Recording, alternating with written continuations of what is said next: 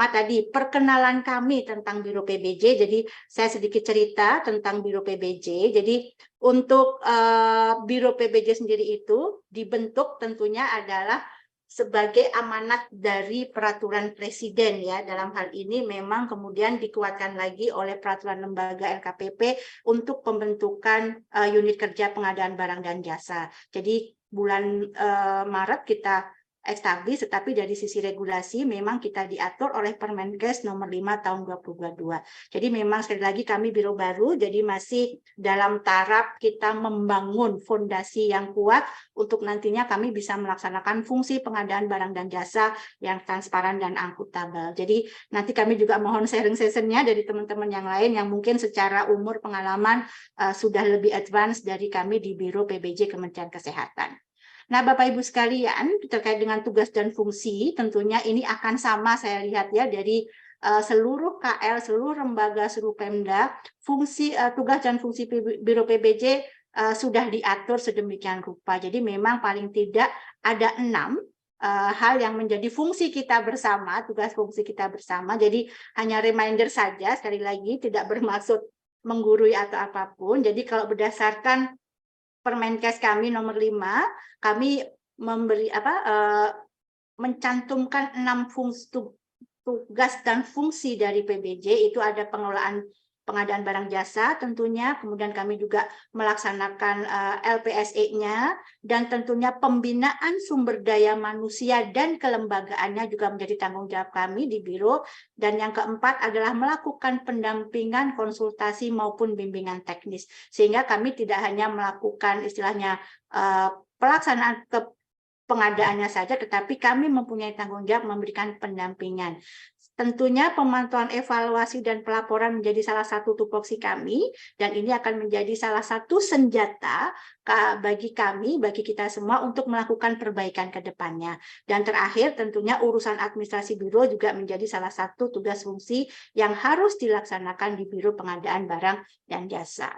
Nah, ini terkait dengan struktur Biro PBJ di kami, Bapak Ibu sekalian. Jadi kalau di Kemenkes itu kami sudah fully fungsional. Jadi artinya selaku kepala biro, di bawahnya adalah langsung tim kerja, kemudian secara pelaksanaan organisasi dibantu Subbag Adum tentunya, dan PMO. PMO ini lebih kepada mesin atau lembaga yang bukan mengawasi, tapi mendampingi kami, gitu ya, sehingga dalam pelaksanaannya PMO ini berfungsi mempercepat ataupun mendorong ataupun memberikan semacam masukan evaluasi atas pelaksanaan pekerjaan di setiap biro. PMO ini ada di setiap unit eselon 2 di Kementerian Kesehatan. Nah, tadi saya sampaikan bahwa kita sudah fully fungsional, artinya di bawah kepala biro itu ada tim kerja. Saat ini kami mempunyai 4 tim kerja, Bapak Ibu sekalian. Yang pertama adalah tim kerja pengelolaan PBJ, dan ini kami ada di pusat dan ada 16 satpel di daerah. 16 satpel ini meliputi 34 provinsi. Nanti ada beberapa satpel yang mengcover beberapa provinsi. Kemudian yang tim kerja selanjutnya adalah pelaksanaan pengadaan secara elektronik atau LPSE. Jadi ini nanti tugasnya terkait dengan sirup dan sebagainya, termasuk pemantauan PDN, realisasi PDN ada di sini. Kemudian yang ketiga, tim kerja katalog elektronik sektoral. Ini nantinya yang bertugas mengelola katalog sektoral di Kementerian Kesehatan. Dan yang terakhir adalah tim kerja pembinaan SDM, advokasi hukum. Ini nanti yang bergerak terkait dengan bagaimana kita membina SDM, mengembangkan SDM, ataupun advokasi bimbingan teknis seandainya ada masalah kendala yang terjadi di Biro PBJ. Nah, Bapak Ibu sekalian, dari struktur organisasi yang sedemikian ini, kita memang mengharapkan adanya koordinasi yang erat. Dan kembali bahwa secara konsep fungsional tim kerja ini adalah agile, artinya bisa beradaptasi dengan perubahan, seandainya memang dibutuhkan bisa ditambah, atau kalaupun berdasarkan evaluasi bisa juga nanti kita kurangi. Tapi sekali lagi, dibentuknya tim kerja ini sangat menyesuaikan dengan kebutuhan biro. Jadi sekali lagi ini sangat agile dan bisa diadaptasikan sesuai dengan kebutuhannya. Nah, Bapak Ibu sekalian, terkait dengan jumlah jabatan fungsional di lingkungan Biro PBJ. Jadi terus terang kalau untuk pejabat fungsional saat ini memang kalau yang ada status kepegawaiannya di bawah Biro PBJ baru 54 orang. Sekali lagi status kepegawaiannya ada di Biro PBJ. Yaitu 29 ada di pusat, di kantor pusat, dan 25 tersebar di seluruh satpel yang tadi 16 satpel. Nah, ini mungkin kami masih punya PR, Bu Diah, ya, bagaimana kami nanti akan menyatukan atau menarik pejabat fungsional yang saat ini masih ada di luar, yaitu di Rumah Sakit BLU. Nah, ini nanti mohon juga bimbingan dari Bu Diah, nanti kita mudah-mudahan tuntaskan segera ya, Bu Diah, terkait dengan bagaimana nanti kami bisa menyatukan ini dalam satu kesatuan di Biro PBJ, walaupun nanti dalam pelaksanaannya akan kembali ke Satker BLU masing-masing, dan mudah-mudahan kita targetkan bisa selesai segera.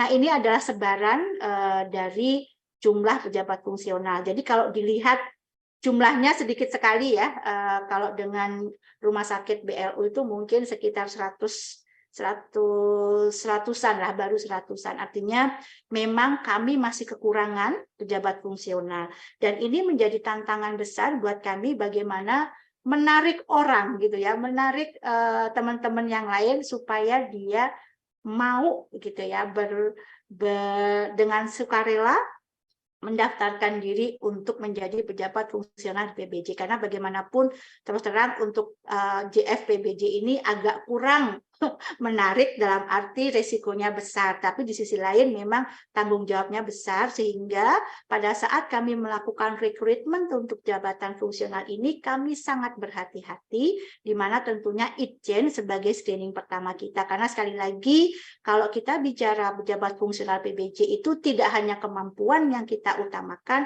tetapi integritas juga menjadi modal yang utama, sehingga memang screening yang dilakukan untuk pejabat fungsional PBJ menjadi lebih dibandingkan dengan yang lain. Bukan berarti yang lain boleh nggak integritas ya, tetapi paling tidak untuk PBJ memang harus diutamakan betul-betul yang screeningnya bersih dan integritasnya tinggi. Nah, itu salah satu yang mungkin menjadi tantangan kami di Kementerian Kesehatan, bagaimana nanti kita bisa menambah jumlah pejabat fungsional PBJ-nya.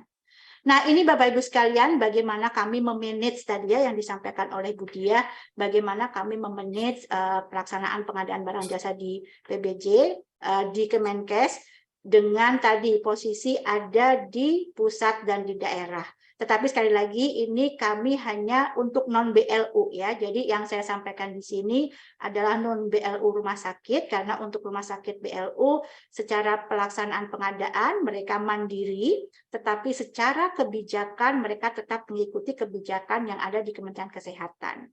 Nah, ini yang kami lakukan pada saat kami melakukan saat kami memanage bagaimana proses pengadaan barang dan jasa. Tentunya kita sangat berhubungan erat dengan unit kerja yang lainnya. Jadi saya sampaikan tadi, di sini unit kerja adalah seluruh satker di Kementerian Kesehatan, kecuali rumah sakit BLU, rumah sakit vertikal. Jadi kami juga punya BLU Poltekkes, itu masih masuk di kami. Jadi intinya untuk pelaksanaan PBJ, pengadaan barang jasa, kecuali rumah sakit BLU, itu masuk di Biro PBJ. Nah, setelah nanti usulan-usulan itu masuk ke kami, tentunya dengan kelengkapan syarat masing-masing yang sudah kita sama-sama pahami, nanti selaku Kepala UKPBJ saya akan memberikan penugasan baik kepada UKPBJ yang ada di pusat maupun kepada UKPBJ jabatan fungsional yang ada di daerah. Dalam hal ini kita punya 16 wilayah atau satpel. Nah, tentunya ketika kita bicara di pusat memang dalam satu Pokja itu tidak seluruhnya pejabat fungsional, ada juga yang masih statusnya pejabat pelaksana, tetapi nantinya kita harapkan kita dorong untuk segera menjadi pejabat fungsional, dan tentunya teman-teman lain yang sudah mempunyai pengalaman sebagai pejabat pengadaan. Hal yang sama juga berlaku di Satpel, di mana di Satpel ini 1-2 orang dari Pokja adalah pejabat fungsional dan lainnya dibantu oleh pejabat non fungsional. Sekali lagi harapannya nanti ini bisa kita fungsionalkan semua. Nah, untuk UKPBJ Pusat, tadi saya sudah sampaikan, ada ketua tim kerja, sementara untuk masing-masing satpel kami punya koordinator. Jadi, kami dalam hal ini berkomunikasi melalui koordinator dari setiap satpel. Nah, disinilah nanti peran fungsi dari kepala UKPBJ untuk membagi pekerjaan. Biasanya pekerjaan itu sesuai usulan satkernya akan kita kembalikan ke satpel berdasarkan posisi satpel itu berada yang sesuai dengan unit kerja pengusul. Nah, ini adalah secara umum mekanisme kerja yang kami lakukan. Nah, masuk ke diskusi inti ya terkait dengan peran jabatan fungsional untuk PBJ dalam katalog dan e-purchasing kita. Nah, sebelum saya menjelaskan terkait dengan peran tersebut, mungkin sekilas saya sampaikan, mungkin Bapak Ibu semua sudah mengenal, tetapi mungkin ada juga yang belum. Nah, ini adalah posisi atau kondisi katalog sektoral Kemenkes saat ini. Jadi etalase-etalase yang kami punya sampai dengan saat ini.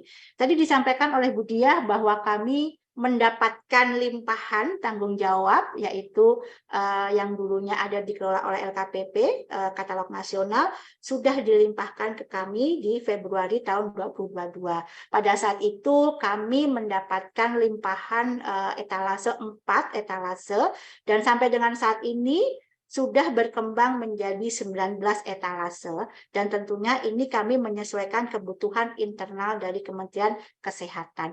Tetapi tidak bisa dipungkiri juga, kami juga mempertimbangkan kebutuhan dari teman-teman KL yang lain. Nah, dari 19 etalase yang saat ini eksis di katalog sektoral kami, ada 3 yang merupakan etalase untuk alat kesehatan. Dan ini kalau kita lihat Vaskes, ini dulu yang tinggalan dari LKPP, limpahan dari LKPP, masih kita kelola. Kemudian yang Vaskes Kesehatan 2, dan Vaskes Kesehatan Sektoral ini memang yang kemudian masuk di era setelah kami mendapatkan limpahan, yaitu di bulan Februari tahun 2022. Nah, sementara itu di etalase untuk obat, kami saat ini punya 9 etalase, di mana 4 etalase ini yaitu obat tahun 2020, etalase obat itu dulu merupakan limpahan juga. Obat ya, yang 2020 limpahan dari LKPP. Nah, yang obat itu setelah sektoral kita, kemudian yang sektoral kita Februari, fitofarmaka baru kita luncurkan di bulan Agustus kalau tidak salah ya, Juli atau Agustus tahun 2022. Nah, keempat etalase yang ada saat ini, Bapak Ibu sekalian, akan habis masa kontraknya, akan habis masa penayangannya di 31 Desember tahun 2022. Nah, inilah kenapa kemarin kemudian kami di bulan Oktober sudah melakukan pembukaan etalase untuk keperluan pengadaan tahun 2023. Kemarin memang kami sempat merencanakan pelaksanaan pengadaan Pradipa untuk obat dan vaksin, dan saat ini kami masih dalam proses ke sana, sehingga kami mengantisipasi membuka etalase tahun 2023 di bulan Oktober 2022. Jadi ini mungkin satu terobosan baru yang kami lakukan supaya tadi pelaksanaan Pradipa bisa dilakukan, ketersediaan obat dan vaksin di awal tahun bisa kita penuhi. Nah, dari kelima jenis etalase ini memang ada pembaharuan bagaimana kami membagi etalase-etalase itu. Jadi kalau kita lihat yang di atas 4 etalase sebelumnya kan obat tahun 2020 itu kemudian obat sektoral, fitofarmaka. Itu kami mendapat masukan dari para user, terutama teman-teman di rumah sakit, itu cukup membingungkan karena memang tidak ada klasifikasi yang jelas. Jadi kalau cari obat tuh harus ini ada di mana, satu-satu cari, kecuali yang memang sudah sangat terlatih, sangat hafal, jadi dia bisa langsung. Tetapi kalau bagi orang yang baru masuk kemudian akan mencari obat, itu mendapatkan kesulitan. Nah, dari evaluasi itu kami memutuskan untuk etalase 2023 kami ubah klasifikasi atau kita bikin berdasarkan jenis kelompok obat-obatan atau vaksinnya. Jadi yang pertama ada vaksin tahun 2023. Jadi isinya memang hanya untuk vaksin, kalau tidak salah itu 16 jenis vaksin yang akan kita yang masuk dalam rencana atau kebutuhan kita. Kemudian ada obat program JKN tahun 2023, ini sesuai dengan Fornas tentunya. Kemudian obat program kesehatan lainnya di tahun 2023 itu yang tidak termasuk Fornas. Kemudian yang satu lagi adalah fitofarmaka dan OHT. Jadi untuk tahun 2023 kita tambahkan OHT di etalase fitofarmaka. Kembali ini menyesuaikan dengan kebutuhan ataupun aspirasi dari pasar yang memang saat ini sudah dibutuhkan untuk OHT di sektoral. Nah, kemudian yang terakhir Bapak Ibu sekalian, untuk obat non-jaminan kesehatan, ini berisi untuk obat-obat bebas, kemudian vitamin dan sebagainya. Ini adalah upaya kami memberikan layanan terbaik, merespon kebutuhan dari teman-teman di KL lain. Kalau di sini hadir teman-teman dari Kementerian Sosial, waktu itu saya mendapatkan pesan dari Pak Yulianto bahwa teman-teman dari di Kemensos membutuhkan ada etalase untuk obat-obatan yang bebas gitu ya. Nah, ini kami siapkan juga. Nah, pengelolaan ini tentunya sekali lagi kami akan sesuaikan dengan kebutuhannya. Nah, Bapak Ibu sekalian, selain alkes dan obat, etalase di sektor kesehatan, kami juga mempunyai etalase jasa pengujian dan kalibrasi alat kesehatan. Dan sekali lagi, ini adalah untuk memenuhi kebutuhan internal Kemenkes dalam hal ini rumah sakit maupun poltekkes yang banyak membutuhkan alat-alat dan perlu dikalibrasi secara berkala. Nah, kemudian yang etalase terakhir adalah, ini banyak etalasenya sebenarnya ya, bukan hanya satu, ada ATK, jasa keamanan, jasa kebersihan, makanan, sebagainya. Ini merupakan etalase yang diinjek oleh teman-teman di LKPP. Dan saya pikir ini semua KL diinjek etalase yang sama, dan mudah-mudahan nanti kami tahun 2023 sudah bisa lebih mengoptimalkan pemanfaatan dari etalase ini. Karena jujur terus terang teman-teman sekalian, untuk saat ini kami di tahun 2022 itu belum banyak memanfaatkan etalase non-alkes dan obat. Nah, ini nanti yang untuk tahun 2023 akan kita dorong bagaimana pemanfaatan dari etalase non-alkes obat menjadi lebih optimal di Kementerian Kesehatan. Nah, ini Bapak Ibu sekalian posisi sampai dengan 11 Desember tahun 2022. Saat ini kami sudah ada 96.877 produk yang telah tayang. Namun demikian, kami sudah melakukan freeze terhadap 14 produk alkes impor dan 94 produk obat impor. Nah, ini kita jalankan sesuai dengan ketentuan yang LKPP maupun SE-nya.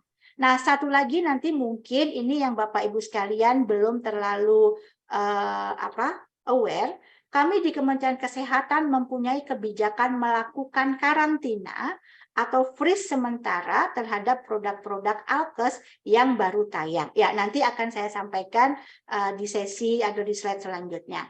Nah, ini secara umum jumlah produk tayang, komposisi di masing-masing etalase. Dan Bapak Ibu sekalian, kalau kita lihat yang pojok kiri, pojok kanan bawah gitu ya dari diri saya, intinya itu untuk obat dan vaksin tahun 2023, alhamdulillah sudah banyak yang masuk produknya di katalog kami, dan kami siap untuk melakukan eksekusi seandainya memang untuk pengadaan obat vaksin 2023 ini akan dimajukan sebelum tahun 2023 itu dilaksanakan. Jadi pelaksanaan pengadaan Pradipa. Nah, Bapak Ibu sekalian, terkait dengan bagaimana peran pejabat fungsional PBJ di katalog sektoral. Nah, berangkat dari sini Bapak Ibu sekalian, saya tidak tahu apakah KL lain atau lembaga lain atau Pemda mempunyai kebijakan yang sama. Tetapi di Kementerian Kesehatan, kami ada kebijakan sentralisasi pengadaan barang dan jasa, istilahnya ya, atau pengadaan secara e-purchasing di kantor pusat. Jadi, kami di Biro PBJ itu melakukan seluruh pelaksanaan PBJ untuk pembelian melalui e-katalog untuk seluruh satker yang ada di kantor pusat. Sekali lagi, hanya di kantor pusat untuk saat ini. Dan ini memang dari sisi regulasi atau dasar hukum, memang surat edaran dari Sekretaris Jenderal pada waktu itu tanggal 7 April ini ya, mohon maaf, sebenarnya 7 April tahun 2022.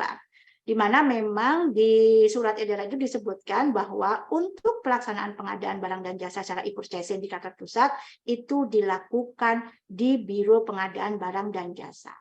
Nah, kembali karena memang tidak mungkin kita menghandle seluruh e-purchasing, jadi disamakan dengan konsep pengadaan langsung dan sebagainya. Jadi untuk saat ini kami membatasi pelaksanaan e-purchasing di Biro PBJ di 200 juta ke atas. Jadi untuk 200 juta ke bawah bisa dilakukan di masing-masing satker melalui pengadaan langsung atau dilakukan oleh panitia pengadaan melalui e-purchasing. Nah, itu Bapak Ibu sekalian. Jadi sekali lagi, sentralisasi inilah yang menjadikan peran dari pejabat fungsional di PBJ itu menjadi penting, sangat penting malah. Karena dalam posisi ini, sekali lagi, kami memilih PPK-PPK untuk kemudian diberi tanggung jawab masing-masing PPK itu memegang unit utama yang mana. Jadi ada misalnya satu unit utama ada dipegang 2 PPK, 2 PPK, 2 PPK, atau yang satu PPK itu akan kami bagi sesuai dengan kapasitas atau rencana umum pengadaannya. Jadi tentunya untuk unit-unit utama yang mempunyai anggaran besar untuk e-purchasing-nya kami siapkan PPK 2, tapi untuk unit-unit utama yang hanya dengan jumlah lebih kecil kami siapkan 1. Nah, nanti ada di lampiran kalau Bapak Ibu mau melihat seperti apa sebarannya. Nah, di sini saya ingin menguatkan peran dari fungsional PBJ di e-katalog. Jadi secara organisasi, secara struktural tidak ada tertulis bahwa peran pejabat fungsional itu adalah seperti ini untuk e-katalog. Secara tertulis tidak ada. Secara organisasi, secara struktural, kaitan dokumen nggak ada. Tetapi dalam pelaksanaannya justru memang peran dari pejabat fungsional ini menjadi ada dan sangat penting. Karena dia melakukan, dia mengalami, dia istilahnya daily activity-nya berhubungan dengan katalog, tentunya dia akan mengetahui permasalahan-permasalahan yang ada di katalog sendiri, baik by sistem, by kemudian dari sisi dia bagaimana ke penyedia dan sebagainya, itu bisa memberikan informasi, pengalaman, dan ini menjadi modal dasar bagi kami untuk mengelola katalog sektoral.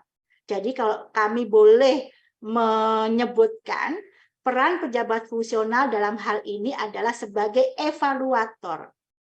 Karena nanti dia akan memberikan evaluasi, memasukkan beberapa masukan, komplain gitu ya. Nah, komplain itu adalah sarana buat kami untuk melakukan perbaikan. Nah, jadi sekali lagi, kalau kami boleh mengatakan, apakah peran pejabat fungsional itulah sebagai evaluator bagi katalog sektoral Kementerian Kesehatan.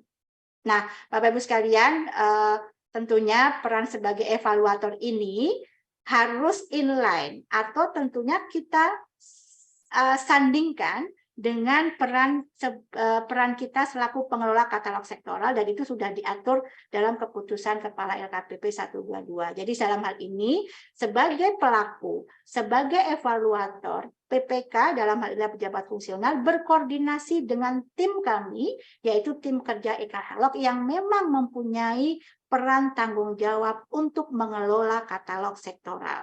Jadi ini mungkin secara satu persatu saya tidak perlu sampaikan, yang jelas memang tadi bagaimana pengalaman yang dihadapi oleh teman-teman PPK itu menjadi sarana kita melakukan evaluasi dan monitoring. Nah, dari sini tentunya kami nantinya akan melakukan berbagai perbaikan, tindakan, atau bahkan mungkin kita akan memberikan sanksi yang diperlukan dari beberapa hal yang salah satunya bersumber dari masukan para PPK atau pejabat fungsional. Nah, ini Bapak Ibu sekalian terkait dengan kewenangan kita sebagai pengelola katalog sektoral. Saya sangat meyakini Bapak Ibu sekalian juga sudah sangat memahami apa yang menjadi kewenangan kita selaku pengelola katalog sektoral. Nah, disinilah kemudian dari kriteria yang tadi saya sampaikan berdasarkan regulasi yang ada, salah satu bentuk monitoring yang kami lakukan, yang tadi ya berdasarkan masukan PPK segala macam, memang kita salah satunya menggunakan kebijakan freeze ataupun unfreeze. Ini yang kalau berdasarkan SE Kepala nomor 7 tahun 22, kriterianya ada di situ. Nah, yang sebelah kanan ini Bapak Ibu sekalian terkait dengan kebijakan kita melakukan karantina yang tadi saya sampaikan. Sekali lagi, di tim kerja kami, memang untuk tim kerja katalog ini, ketua timnya kebetulan adalah pejabat fungsional PBJ, tetapi memang anggota timnya yang masih belum jabat fungsional. Jadi memang secara tidak langsung, untuk pengelolaan katalog ini menjadi bagian yang tidak terpisahkan dari pejabat fungsional itu sendiri. Nah, satu hal yang tadi kami ingin share ke teman-teman sekalian adalah terkait dengan kebijakan di Kemenkes untuk melakukan karantina alkes impor untuk produk yang baru tayang. Jadi Bapak Ibu sekalian, ini dalam rangka kita menjalankan amanat Inpres 2 terkait dengan PDN, kami di Kementerian Kesehatan menguatkan, sekali lagi ini menguatkan kebijakan freeze ataupun unfreeze. Kenapa tadi saya bilang menguatkan? Karena sebenarnya sudah ada di ketentuan LKPP. Tetapi kami mempunyai kebijakan baru yaitu karantina atau freeze sementara untuk produk-produk alkes yang baru tayang. Nah, jadi tentunya untuk pelaksanaan freeze ini nanti kami mempunyai kriteria yang sudah diatur dalam KMK 1258. Nah, artinya memang kita freeze kalau memang produk tersebut sudah bisa diproduksi dalam negeri dan telah memiliki izin edar dan tentunya memenuhi kapasitas yang dibutuhkan dalam skala nasional. Nanti setelah kami freeze sementara, setelah kita kaji, kami bisa unfreeze seandainya memang setelah dikaji kami menemukan data bahwa itu memang belum diproduksi ataupun memang belum mencukupi. Dan kita juga mempunyai parameter lain yang menyebutkan bahwa satu produk itu layak di freeze atau di unfreeze. Jadi sekali lagi gambaran gampangnya adalah setiap minggu kami melakukan patroli ya terhadap katalog sektoral kami. Patroli yang kami lakukan itu tidak hanya ke produk impor yang baru tayang, tetapi secara keseluruhan. Kalau patroli secara keseluruhan kami tentunya berdasarkan tadi peraturan kepala LKPP di mana kami mempunyai kewajiban, kewenangan untuk melakukan penindakan, istilah dalam tanda kutip menangkap penyedia-penyedia yang menayangkan produknya tidak sesuai dengan aturan, mungkin dalam hal ini NIE-nya, mungkin dalam hal ini sudah seperti expired atau segala macam, itu sudah akan kami lihat satu persatu. Nah, tentunya Bapak Ibu sekalian yang mengelola katalog sektoral memahami betapa ini masih sangat sulit untuk dilakukan dan membutuhkan tenaga waktu karena dilakukan secara manual. Jadi kami satu persatu melihat, mengecek gitu ya, teman-teman melakukan patroli di sana. Dan ini mudah-mudahan ke depannya kami harap, kami sudah diskusi juga dengan Pak Yulianto di LKPP, Direktur Pengelolaan Katalog, untuk nantinya kami berharap proses patroli atau MONEF ini bisa kita lakukan dengan pendekatan by system, sehingga kita dilakukan secara manual. Nah, terlepas patroli yang kami lakukan umum untuk seluruh produk, kami melakukan patroli khusus untuk penayangan produk-produk alkes impor.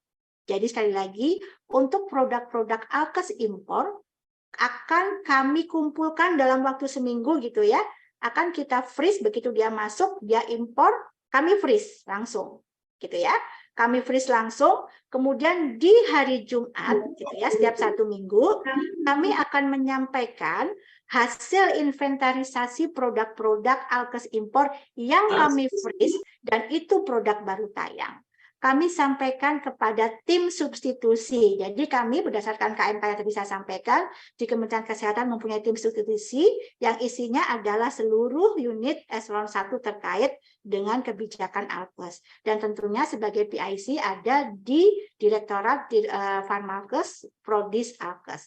Nah, dengan dikoordinasikan oleh dari Prodis Alkes, kami melakukan kajian atau evaluasi terhadap tadi produk impor yang kita karantina.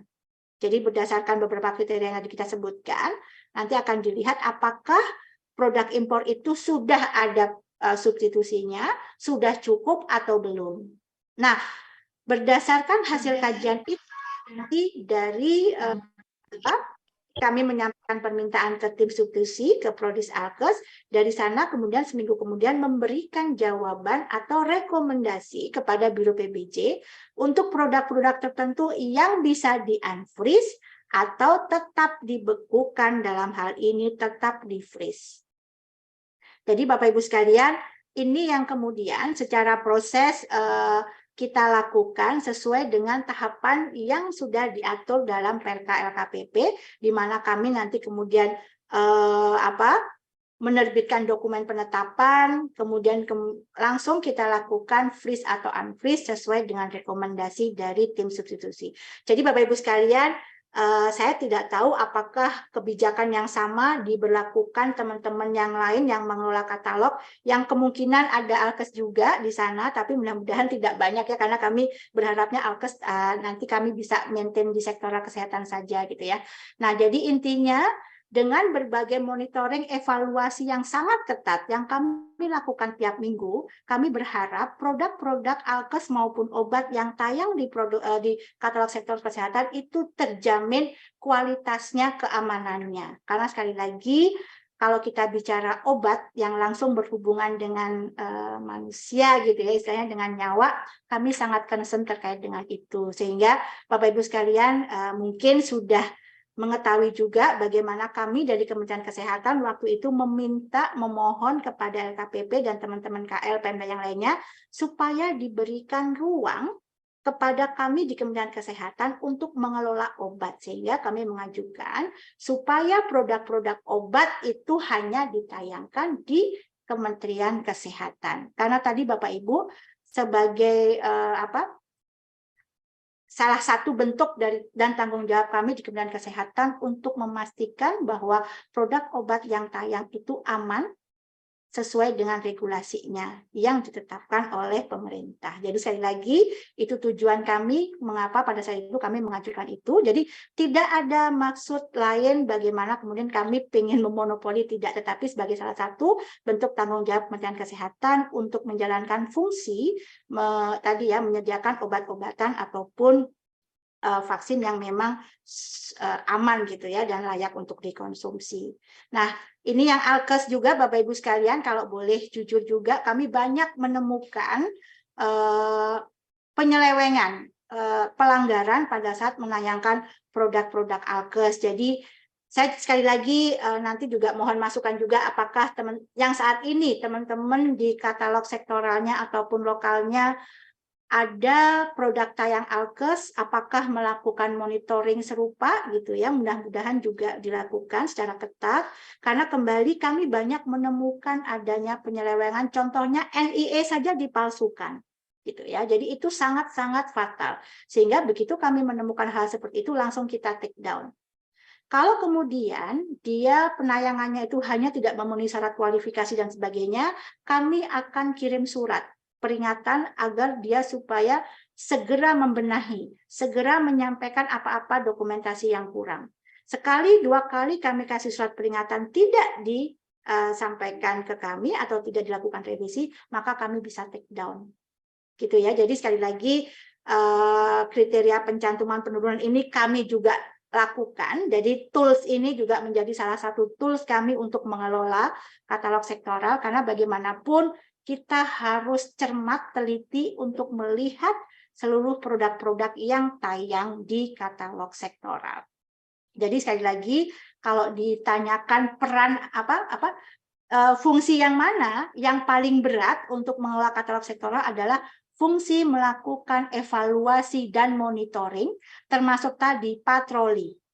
Tetapi kembali, karena kami mendapatkan masukan dari praktisi dalam hal ini yang melakukan adalah teman-teman PPK yang ada di Biro PBJ dan tentunya PPK di tempat yang lain ataupun user-user di rumah sakit, maka kami mendapatkan informasi yang lebih akurat, lebih tepat, sehingga kami bisa langsung mendeteksi ke yang terkait. Sebagai contoh misalnya seperti ini biasanya, oh kami mendapat laporan Alkes ini atau obat ini kok nggak pas gitu ya. Nah, nanti akan kami tindak lanjuti. Dan salah satu informan kami adalah tadi PPK-PPK yang memang daily activity-nya berkutat dengan pemanfaatan katalog sektoral Kemenkes. Jadi itu Bapak Ibu sekalian terkait dengan peran dan fungsi pejabat fungsional di PBJ. Sekali lagi memang tidak secara organisasi kita punya peran fungsinya, tetapi dari aktivitas, dari peran yang dilakukan sehari-hari itu memberikan masukan input yang menjadi bekal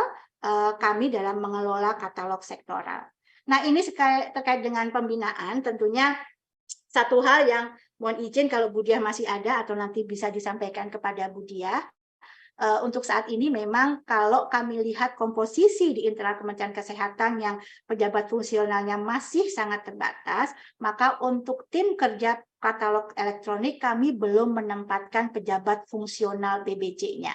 Hanya ketuanya saja gitu ya, hanya ketuanya saja. Karena memang dalam hal ini ketua Pak Ridwan selaku ketua PBJ itu mempunyai pengalaman yang sudah sangat luar biasa, sehingga memang tanggung jawab pengelolaan elektronik sektoral disampaikan atau diserahkan kepada Pak Ridwan. Tetapi selaku jabatan fungsional PBJ, Pak Ridwan selaku ketua tim juga akhirnya harus menjalankan aktivitas per-PBJ-annya sebagai PPK, sebagai anggota Pokmil, jadi merangkap-rangkap. Karena apa gitu ya?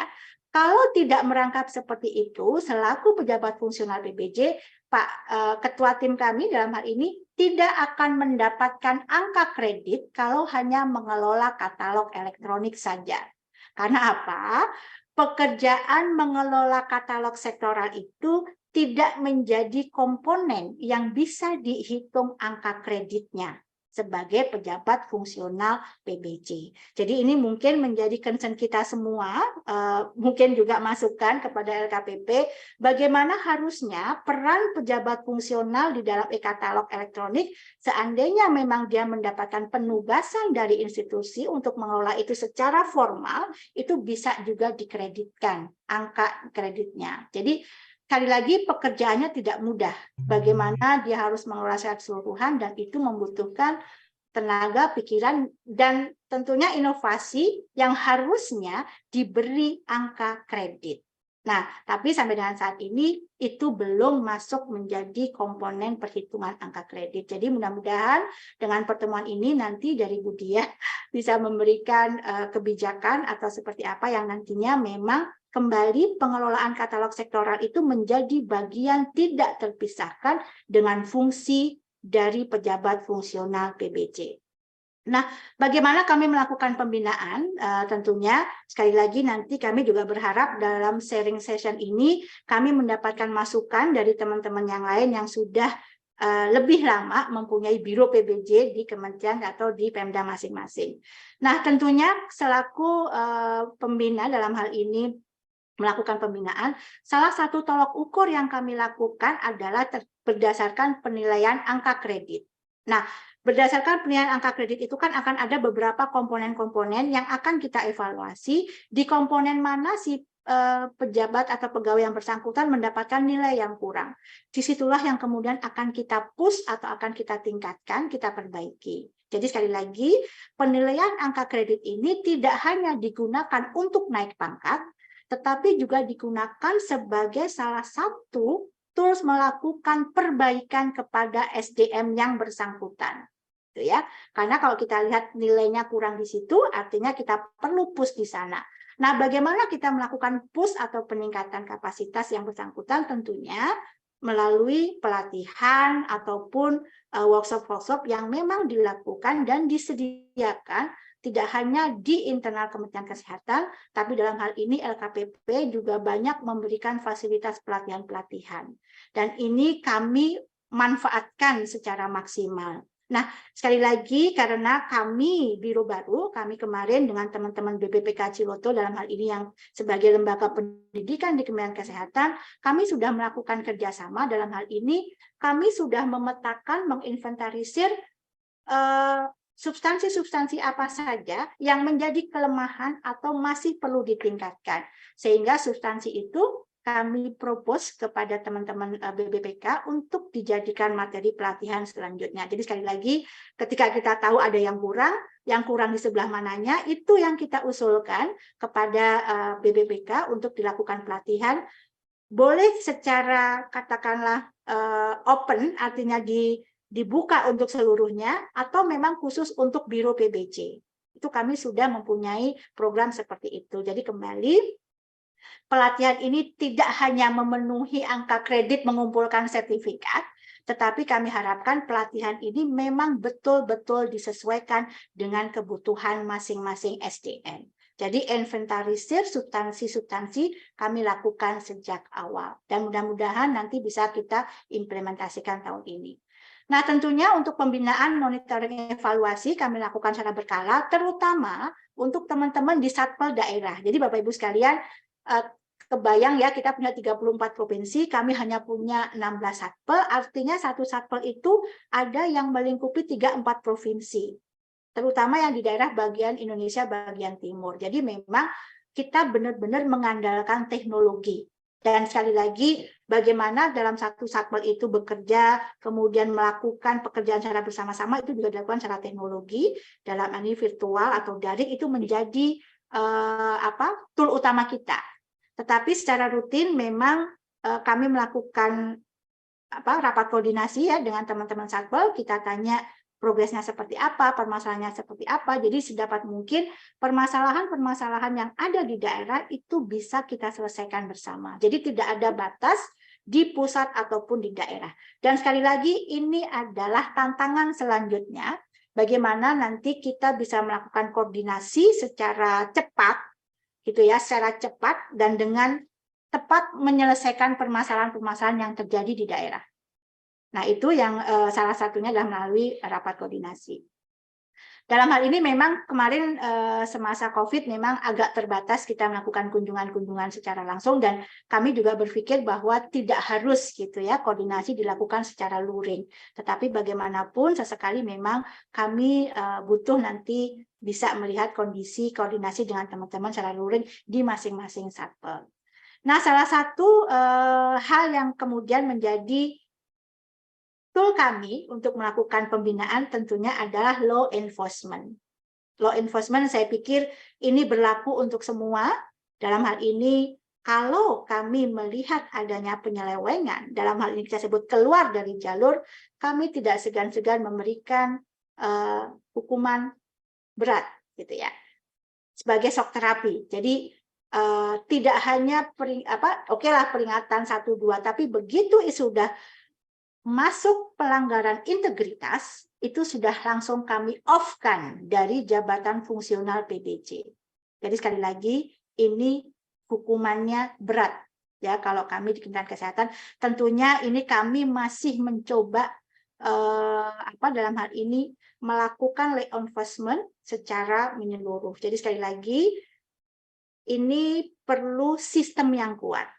Jadi tidak hanya pengaduan dari masyarakat, tetapi bagaimana internal kami, dari internal PBJ, sistem pengendali internalnya, kemudian dari ICEN juga melakukan itu. Dan biasanya memang dipantik atau trigger dari adanya aduan, kemudian kita periksa, kemudian terbukti memang ada penyelewengan integritas, langsung diproses oleh ICEN, kami mendapatkan rekomendasi, maka akan dicopot jabatan fungsionalnya. Dan ini sudah kejadian, Bapak Ibu. Jadi kami dalam hal ini sudah ada 5 atau 6 yang kita copot jabatan fungsionalnya karena memang melakukan pelanggaran. Ini adalah salah satu upaya kami untuk melakukan pembinaan. Mudah-mudahan dengan shock terapi seperti itu membuat yang lain tidak berani gitu ya, tidak berani atau tidak mencoba-coba melakukan penyelewengan.